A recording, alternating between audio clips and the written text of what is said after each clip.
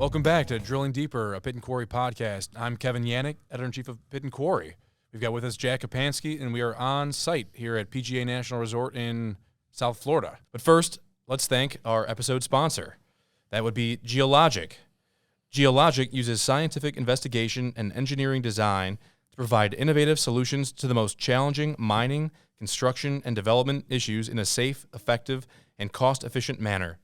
When it needs to be done right the first time, call Geologic at 770-824-4212. We've been talking about this for a while, sort of the goal of eventually taking the podcast live, if you will. Excited to be here at the roundtable over in Palm Beach Gardens, and excited to do another episode here with you. It was a little cooler than I expected coming down here, but golf was great yesterday. You know, we had a lot of good feedback about this venue as we moved the roundtable around from place to place, year to year. Typically, it's been in South Florida. You know, when we can, we move it, west every now and then. But, really good feedback about PGA National. Jack, any impressions, and what did you hear from our guests here this week? Yeah, I heard nothing but the same, just that it was a really enjoyable venue. You know, the golf was obviously a big part of the reason we came here, and that was a lot of fun. And the resort itself, just absolutely gorgeous. We couldn't have asked for better weather. I mean, I know, at least for me, it was probably the first time I saw the sun in about 3 weeks coming from Cleveland. Yeah.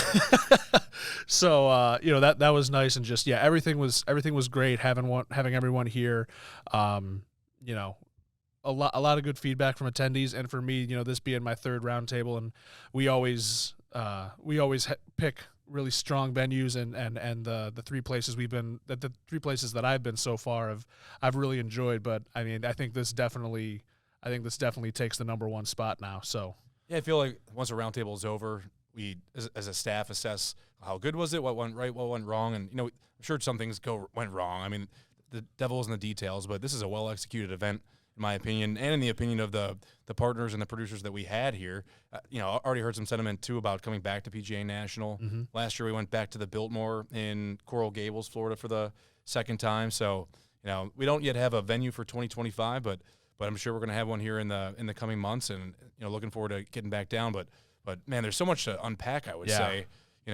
Because for those who aren't really familiar with the roundtable, it's got a long history. It actually goes back to the mid to late 90s, I believe, and I think have kind of lost track of how many we've had over the years. It's probably somewhere around 24, 25 or more, but it's kind of changed a little bit of late, and we've seen good growth with the roundtable over the last 7 or 8 years, coming to some really exciting venues.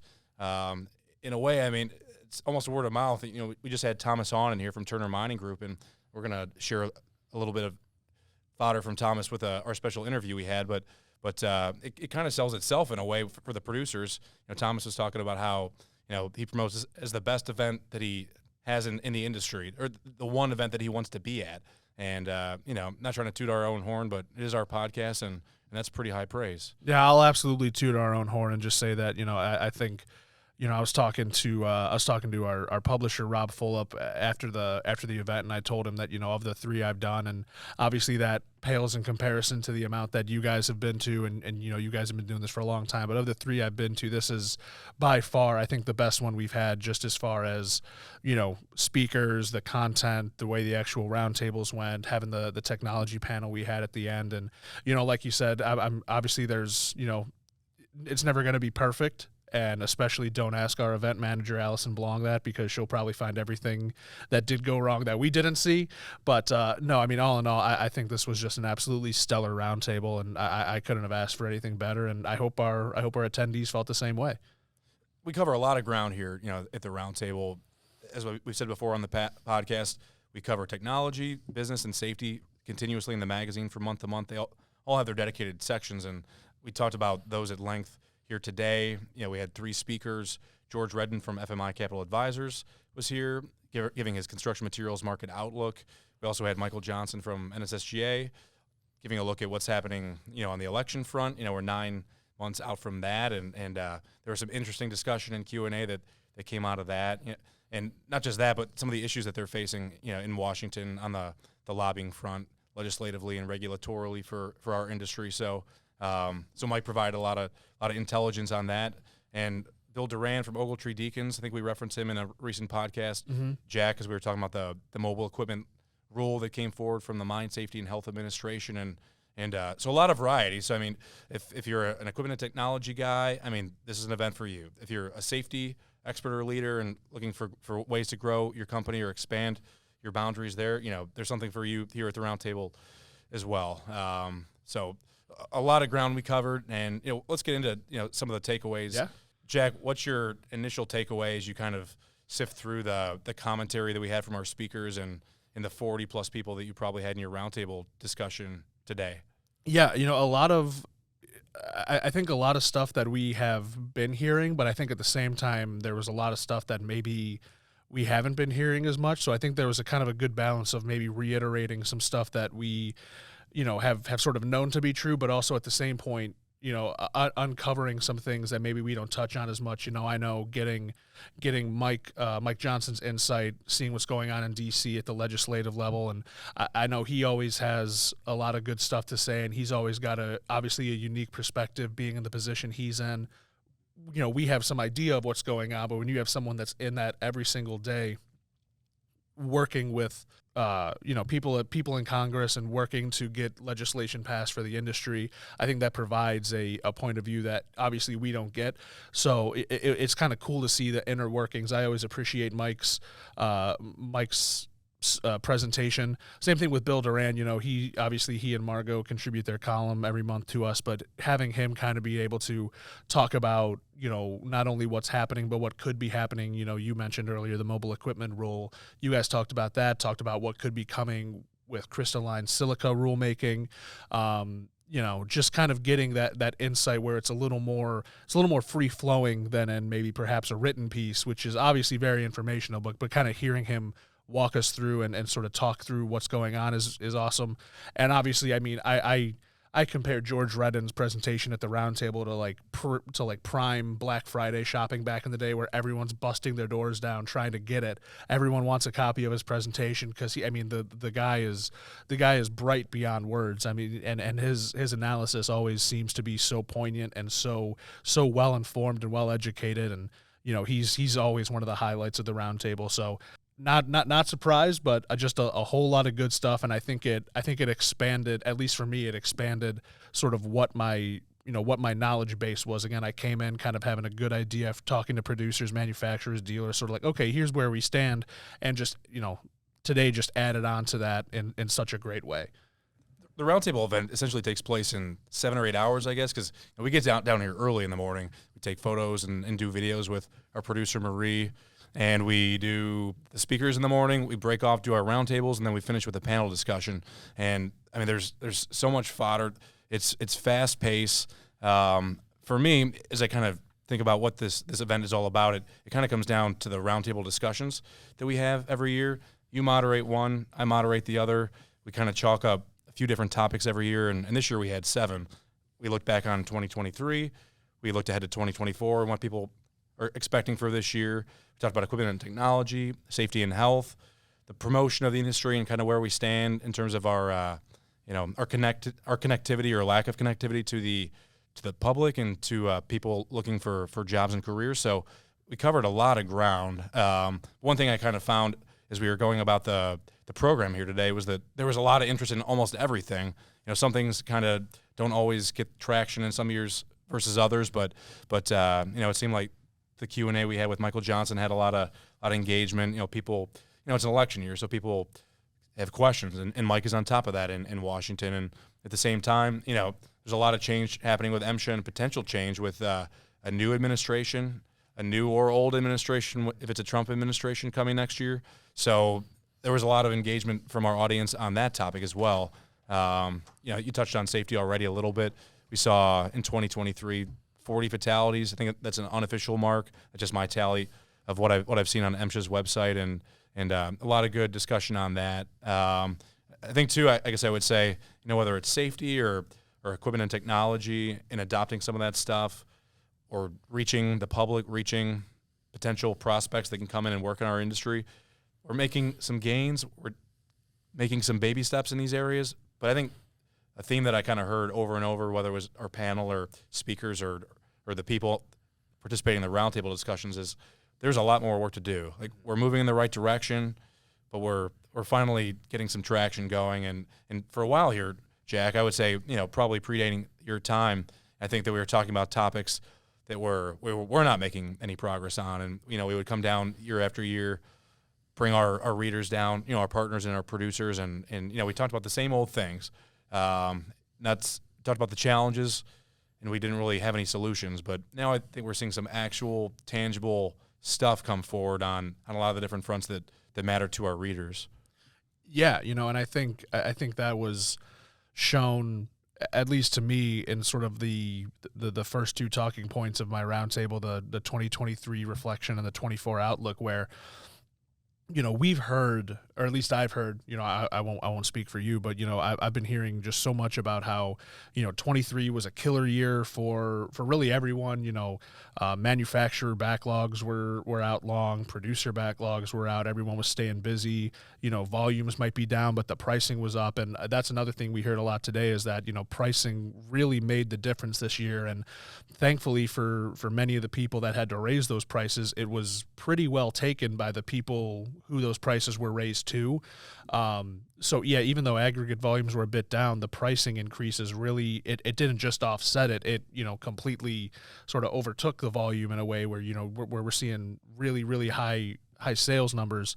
And, in those first couple roundtable topics, I mean, I don't think I heard a single person that said 2023 wasn't great or that they didn't expect 2024 to be great. And they were, whether it was people that were having record years, having their fourth straight record year in one case. I mean, it just sounds like, I'd been hearing that the aggregate industry was doing well, but my Lord, it sounds like business is booming right now. And that's just awesome to hear. One guest we had at the roundtable this year is a repeat attendee, Thomas Haun from Turner Mining Group, Turner Staffing Group. Thomas was nice enough to join us on the podcast. He did a one-on-one with me, and let's hear a little bit about his takeaways from the roundtable right now. Hey, everybody. Kevin Yanik with Pit Quarry Magazine. We're down at the Pit Quarry Roundtable Conference, and we've got with us here today Thomas Haun from Turner Mining Group and Turner Staffing Group. Thomas, great to see you, man. Yeah, thanks for having us, Kevin. Well, this is, I think, your fifth time at the roundtable. Is that what we established? Yep. One of my favorite events of the year. Probably my favorite event of the year. Glad to hear that. We love having you. It's been an exciting place to be, at the golf course, the match course the other day. Oh, it's amazing. But in terms of, content for our listeners, I feel like we covered a lot of ground today during our roundtable discussions. For those who don't know, we bring some speakers in, and it's a unique event because we bring in the people or the attendees from the producer side, the manufacturer and services division side, and we're basically kind of conversing everybody and having dialogue among the industry at large, which is kind of unique, and I don't know we've seen that anywhere else. Yeah.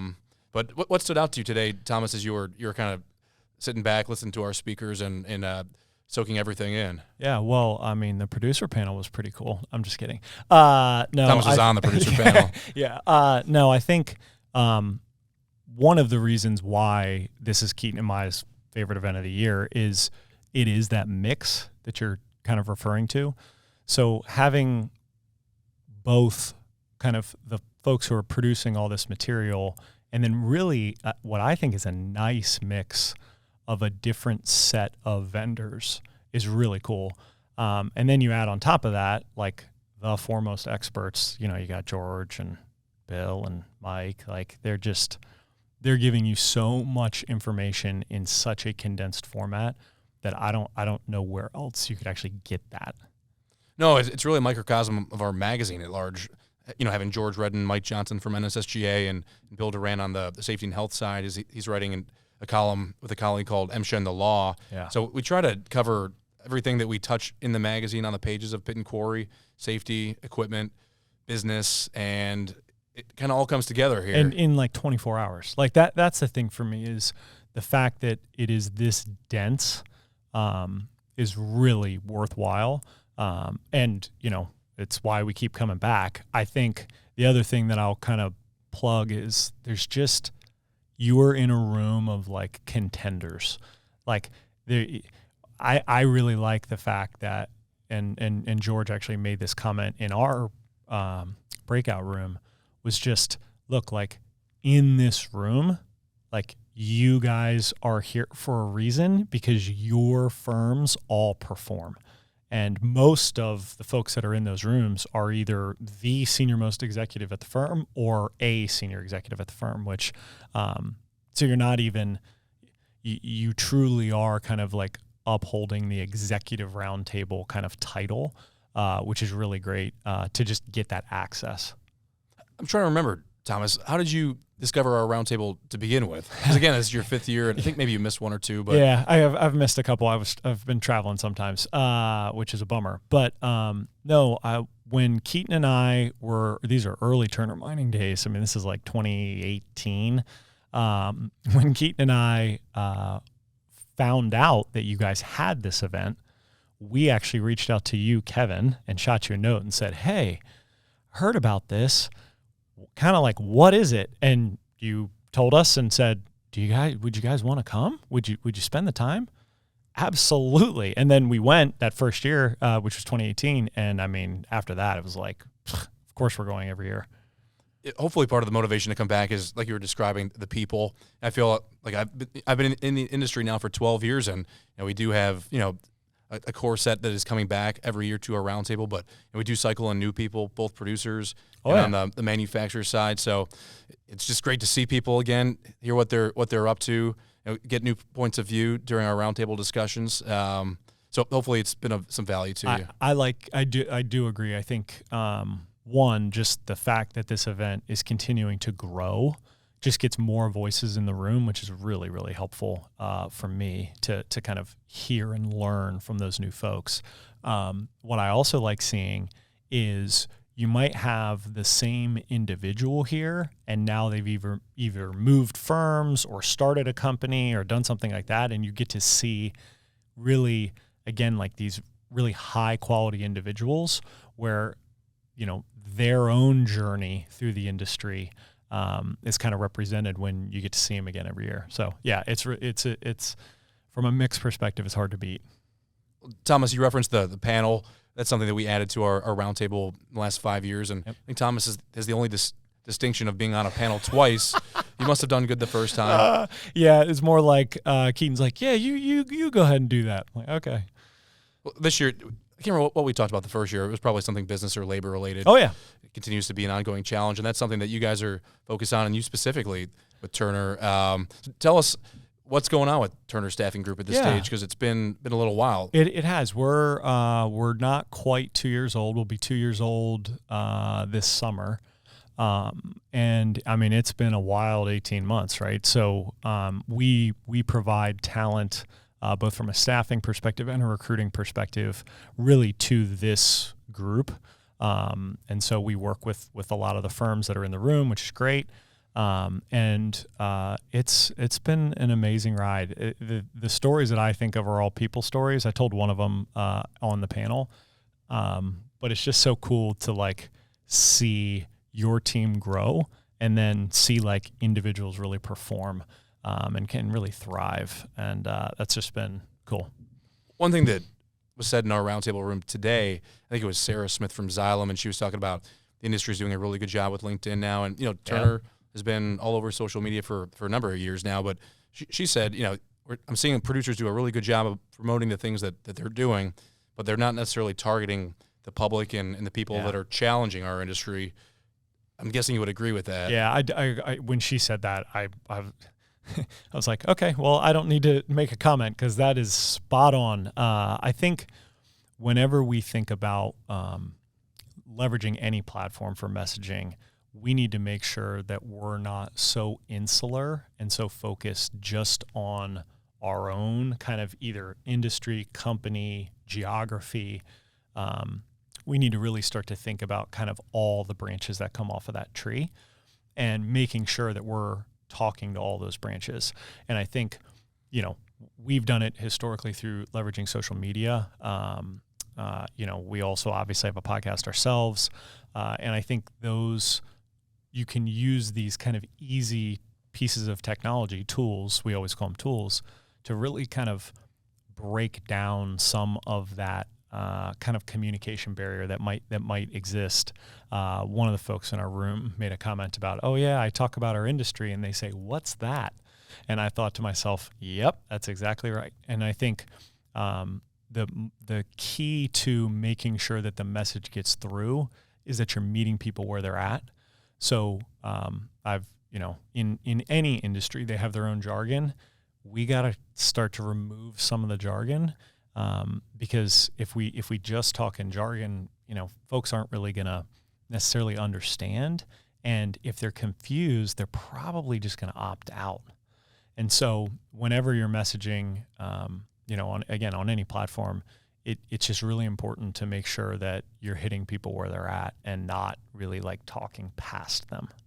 Do you feel, Thomas, that we're making gains as an industry and getting those messages across? I feel like for years at this roundtable, even predating your long experience with us here at the roundtable every year, like we've been talking about the labor shortages and it's still there. But I feel like I hear onesie and twosie type success stories, on social media or of folks getting out and engaging the tech school or just bringing the community into their pits or quarries. So, do you think we're making some steps? Yeah, I think we are. I also think it's almost, table stakes these days. I made a comment on the panel, if you're not, there are other people in this room who are, and you're likely falling behind.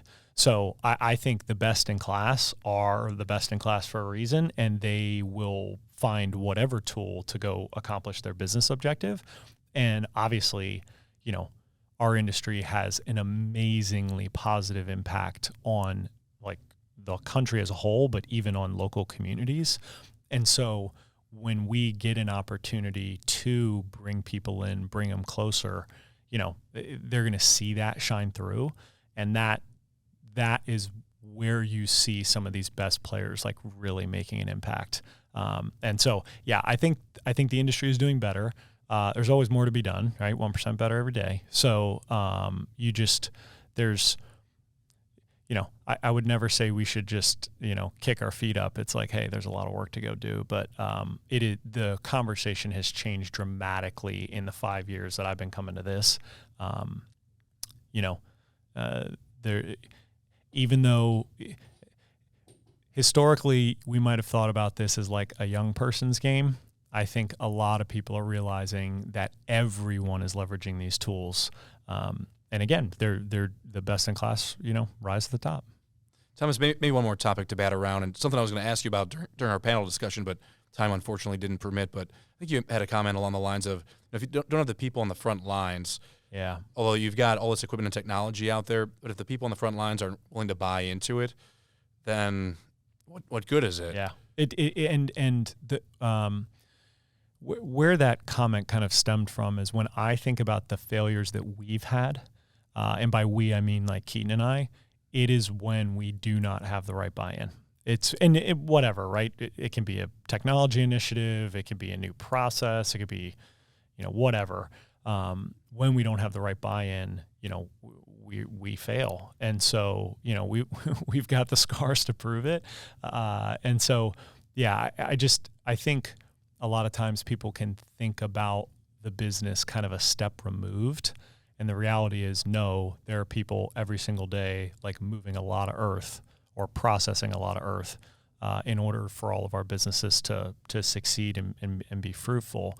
And when we don't really take those folks into account as much as we should, we are going to struggle, but both as a company at Turner, but also, as an industry as a whole. It could be a setback in a lot of ways. I mean, cost in some ways, safety, I suppose, could be for sure put to risk. So at Turner, we have 4 values. We have a heart for people, an eye for safety, a mind for innovation, and an attitude for excellence. And when we think about, as you can hear, like all those are individual person centric, because we think about the person. And so whenever you get away from that, I think you create a lot of risk.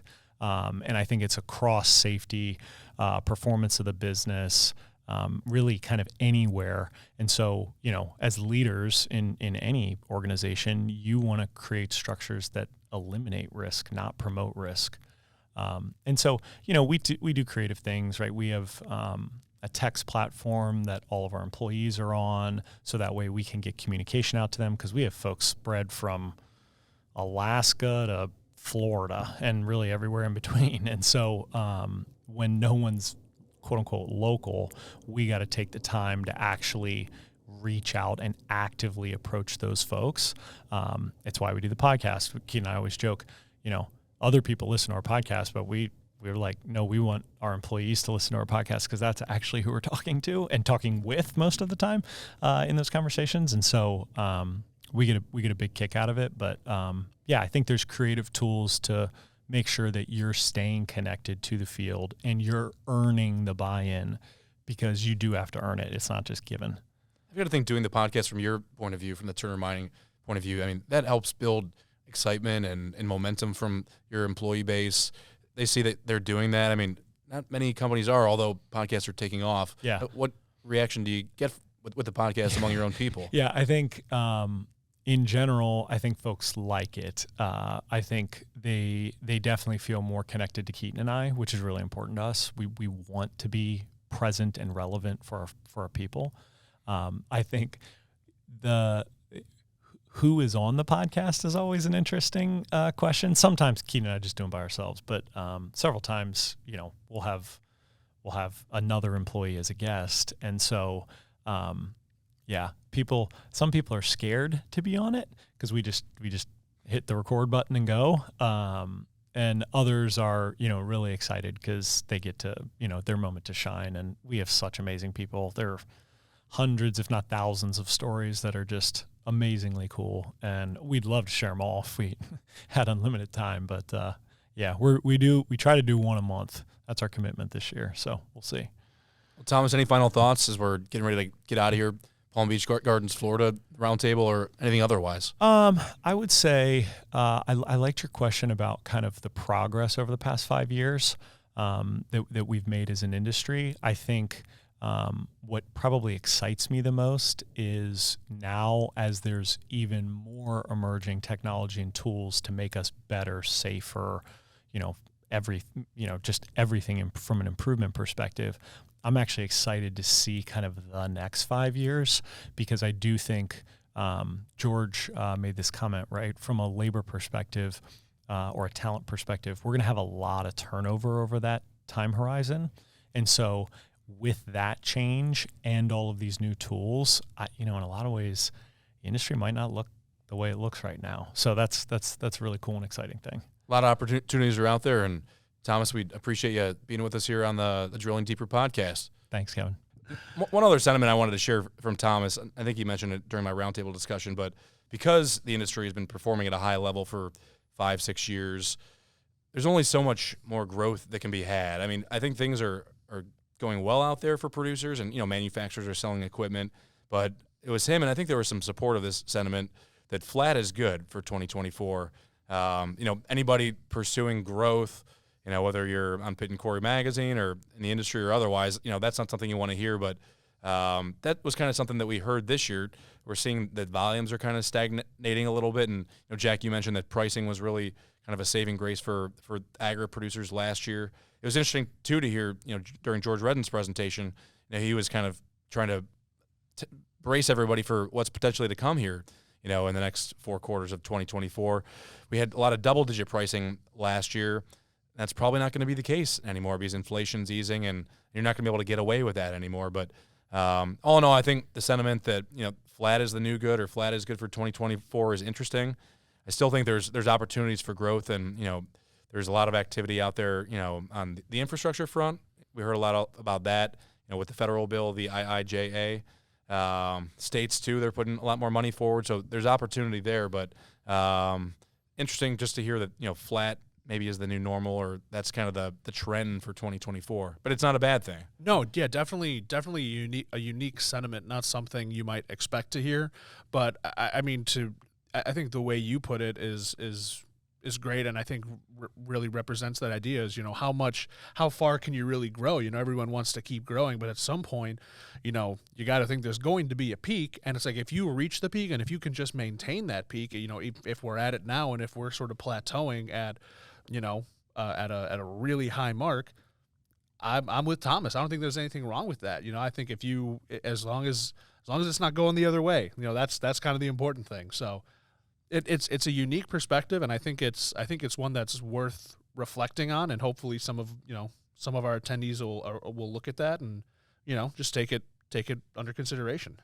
It's interesting too. I'm curious what equipment manufacturers' perspective is on that. I mean, they don't want to hear that. They want to sell more equipment. I feel like it's kind of a mixed bag with what we heard. I mean, it all depends on where your operations are. If you're a quarry operator, because our industry is very much local oriented.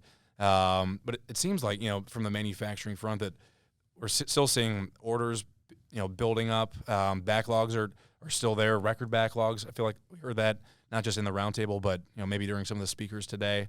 But curious to see what happens on the equipment and technology sales front. With CapEx. Again, we're here in an election year, and I think everybody gets a little bit cautious when there's potential change on the horizon. But all in all, it still seems like things are good. That was kind of the vibe that I had from today's meetings. It didn't seem like there was a lot of gloom and doom out there. Was there, Jack? Not a lot as far as actual business goes. The one spot that I think kind of stuck out to me most is, I guess, negative, and I'm curious what your roundtable room had to say about this, is that I was under the impression going into this that supply chain was kind of starting to right side itself and sort of make some improvements, and if anything, it seemed like maybe some lead time issues were being caused more so, or I should say, rather than by supply chain problems, but rather by demand and people having these backlogs through 2024, some into 2025. And that impression was kind of shattered for me, where I had people saying left and right, yeah, our lead times are really long. Our supply chain's all jacked up. We're waiting longer on parts. We're waiting longer on this. I had one individual that mentioned, that they are more of a parts operation, and they said, that those they can get pretty quick, but it's the custom orders or the custom projects that are taking them up to half a year to get what they need for it. So it was just kind of surprising to see a subject that I thought had kind of righted the ship in a way, and now I'm hearing from so many producers and manufacturers that they're saying like, yeah, we're still waiting a long time on stuff, and that kind of took me by surprise a little bit. I'm curious, did you hear anything similar in your room? A lot of that. You're right. A lot of that. I think there's a line drawn between parts and components. It seemed like those have made some improvements and strides, but where the lead times are very long right now is with big equipment, rolling stock, mobile plants. Those, it seems, in some cases are extending outward to 2025. So we're talking about a year plus maybe in some cases, and that was kind of the narrative that we had in 22 and 23. When we kind of ramped our coverage up at the magazine, talking about supply chain, what was happening there. But all in all, I'd say it seems like people are finding alternative ways to deal with that, because maybe they can get their parts and they're able to kind of fix things, come up with workarounds to potential downtime. I did hear too a little bit more how renting was trending upward a little bit. Not sure why that's the case necessarily, but probably as an alternative to just not being able to access the equipment that would be available otherwise through a direct purchase. Mm-hmm. My room, at least in my case, I didn't hear as much about renting. One thing that there was a fair bit of discussion on is the emphasis that some manufacturers were maybe trying to put onto their customers to repair rather than buy new or buy used. Because oftentimes, obviously, that can be a bit of a cheaper, depending on what you need to get done. It could be a cheaper project. It might be a quicker turnaround. Either having someone come out and repair it, or depending on what the piece is, obviously sending it in and repairing it. So I was admittedly kind of surprised. I expected to hear a lot of renting or buying used, but the overall sentiment seemed a lot to me. From what I heard, was that 2022 was buy new, and 2023 was a lot of shifting to repairing, if possible. Obviously, there comes to a point where it's beyond repair, but repairing, and also in that sort of same vein, we talked a little bit about outfitting older equipment with newer technology to kind of, pick up its efficiency, maybe extend its lifespan a little bit. So yeah, I was personally kind of surprised I didn't hear as much about renting, but sounds like repairs were the big thing last year and could be continuing into this year. We got into Ag 1 and Con Expo a little bit in our roundtable. I'm guessing you guys made it to that topic in yours, Jack, or? So we finished equipment and technology. I had about 15 minutes left, and I went straight to industry perspective and business management. Mm-hmm. So we didn't end up getting to talk anything about the Ag 1, but I'm curious to hear what you had to. Yeah. I was kind of, I guess it reinforced some of the things that I thought before about the shows. We hear about the size and the scope of Con Expo and how challenging that is for both the exhibitors and the attendees or readers to go about traversing. It's almost become just too big. And we heard a lot of sentiment in the room that I moderated that's frustrating, but at the end of the day, it's kind of a must-do show for a lot of people. But I think the nature of the people who are going to those shows, Con Expo versus Ag 1 is a lot different. I think I heard sentiment that Ag 1 has really grown and established itself to the point where, producers want to send, some of their best people there, to the decision makers who are looking for real world answers, solutions, whether it's equipment, technology, or anything else. Ag 1's grown a lot over the years. I think it started in 2009. The next Ag 1's going to be in March at the end of the month in Nashville, Tennessee. And I think there was a lot of support in my room for Ag 1. I also heard, because we had chalked up some questions about other industry events and meetings and conferences that have been supportive of growth for producers and for manufacturers who are looking to sell equipment at trade shows. And it seemed like there was a lot of support for state associations and other construction materials organizations for the trade show components of those. So a lot of value in those events, it seems. We've talked before on the podcast, Jack, about some of the aggregate association at the state level that are having some success and some tremendous growth. And I think those are platforms now where not only manufacturers are looking to reach people, but producers are going to continue to have touch points with their vendors because, as and we talk about semi-regularly on the magazine, I mean, these are long sales cycles with some of the equipment that's going out there. I mean, if you're selling a dredge, I mean, you're talking about years in some cases from the first conversation to the dredge being ready to put material on the ground. Mm-hmm. So, yeah, a lot of support and excitement for that, for Ag 1. A little bit of a souring on Con Expo, but I think people like to go, and kind of what a few producers had shared, I would say, is that, they'll send people out there as a reward, and maybe they're not necessarily as serious as buyers, but it's interesting to me because Con Expo is this animal that we've seen evolve over the course of many decades, and for the cost of it and for the the size of it, if you can't cover it as well, it seems like people are still making the decision to send people there. And we go, you went to the one last year. Yeah. And it is hard to cover. There's so much to cover, but it was interesting too, thinking post-COVID that, we were wondering where shows were going to go. But just, again, the sentiment that I took away from the roundtable discussion here today was that shows are back, and it seems like there's good positive momentum there for touch points between manufacturers and dealers and their end users. Yeah, and I'll tell you one thing. I'm certainly looking forward to Ag 1 in March. I know that'll be my second time going to that. This year's Con Expo, or I should say last year's Con Expo was my first one. And yeah, I mean, that is just a different beast. I mean, that thing is between the inside, between the 3 different halls, the 3 or 4 different halls inside, all the displays outside. I mean, it is a monster. And it is definitely one of those things that you could stay there for the whole week. And you might have a list of everyone you want to see. You're there the whole week. There's no guarantee you're getting to all of them. So yeah, I definitely could understand that sentiment. And one thing I will mention is we didn't necessarily talk about this in my roundtable room, but you mentioned state association meetings, and I was talking to a couple manufacturers at different points the first day of the roundtable, and they both pretty much reiterated that point of like state association shows are what you got to go to.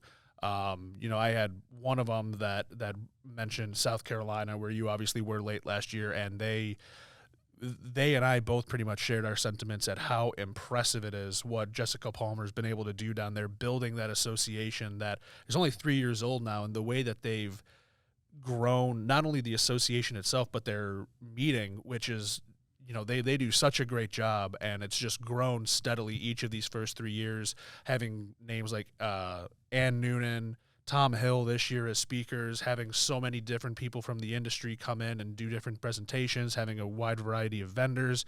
So, yeah, I think state association shows were a big player in 2023, and I don't see that changing or slowing down anytime soon. Jack, you mentioned the industry promotion topic we chalked up. I think we kind of connected that with business management, so hiring and retention.